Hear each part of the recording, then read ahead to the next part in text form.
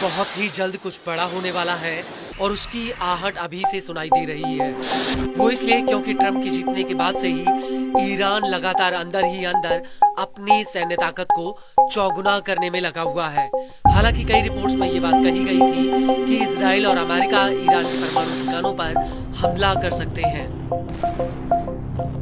लेकिन ईरान ने भी इजराइल और अमेरिका को सबक सिखाने के लिए अपनी कमर कस ली है। दरअसल ईरान ने इस साल की शुरुआत से अभी तक कई सैन्य अभ्यास किए हैं। इसके अलावा उसने अपने सैन्य बेड़े में कई घातक मिसाइलों और ड्रोन्स को शामिल किया है। ईरान का संदेश साफ है कि अगर किसी ने उसे छेड़ने की कोशिश की तो वो उसका वो हाल करेगा जो इतिहास में दर्ज होगा। और अब इसी कड़ी में ईरान ने अपना सबसे भारी और सबसे बड़ा ड्रोन दुनिया के सामने पेश किया है। ईरान ने इस ड्रोन का नाम गाजा रखा है। उसका कहना है कि गाजा ड्रोन फिलिस्तीनियों के सम्मान में है। मिडिल ईस्ट के मौजूदा हालातों को देखकर ईरानी सेना के लिए गाजा ड्रोन एक बहुत बड़ा हथियार है। इस ड्रोन को लेकर ईरानी सेना की एरोस्पेस फोर्स के कमांडर आमिर अली हाजीजादे का कहना है कि इस ड्रोन में फिलहाल 8 बम फिट किए जा सकते हैं, लेकिन मिशन को पूरा करने के लिए ये 13 बमों को ले जा सकता है। امنیت سازی یعنی ایجاد امنیت پایدار تو کشور خیلی مفیده. یعنی در مراقبت از مرزها احیانا اگر تروریستی باشه، قاچاقی باشه، تو هم مسائل مختلف این مأموریت پذیره. بله موثر. लेकिन बड़ा सवाल ये है कि इजराइल और अमेरिका के हवाई हमलों के आगे ईरान का गाजा ड्रोन कितना ताकतवर है। तो आपको बता दें कि गाजा ड्रोन के पंख 22 मीटर लंबे हैं। यह 3100 किलो का वजन ले जा सकता है। यह ड्रोन 35 घंटों तक हवा में उड़ान भर सकता है। गाजा ड्रोन 350 किलोग्राम प्रति घंटा की रफ्तार से उड़ान भरता है। ईरान का नया ड्रोन 500 किलोग्राम तक विस्फोटक ले जा सकता है। ये 13 बमों को ले जाने में सक्षम है। इसकी मारक रेंज 1000 किलोमीटर है और इसकी ऑपरेशनल रेडियस 4000 किलोमीटर तक है।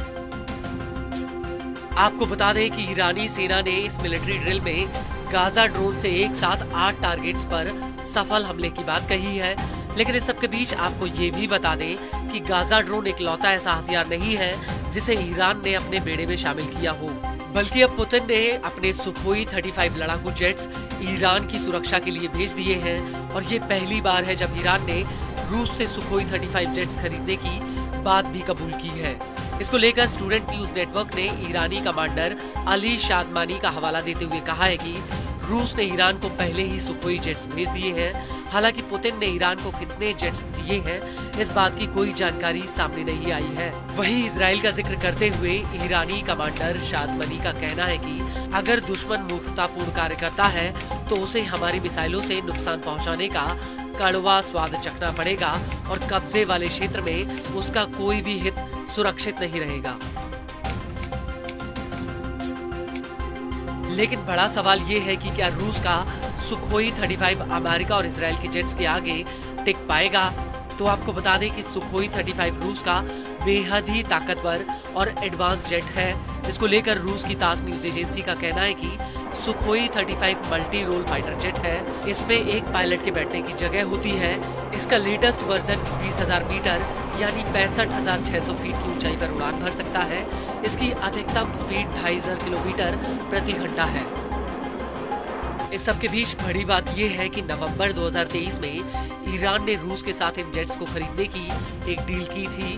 हालांकि उस वक्त भी ये बात साफ नहीं हुई थी कि आखिर ईरान कितने जेट्स खरीद रहा है। और इसके बाद नवंबर 2024 में ईरान और रूस ने एक व्यापक रणनीतिक साझेदारी की डील की थी।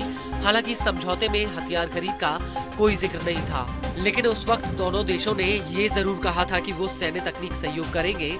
आपको बता दें कि ईरानी एयरफोर्स के पास कुछ दर्जन भरी एयरक्राफ्ट बचे हुए हैं। इसमें कुछ रूसी जेट्स हैं। इसके अलावा ईरान के पास 1979 की इस्लामिक क्रांति से पहले खरीदे गए अमेरिकी मॉडल के एयरक्राफ्ट हैं जो अब बूढ़े हो चुके हैं।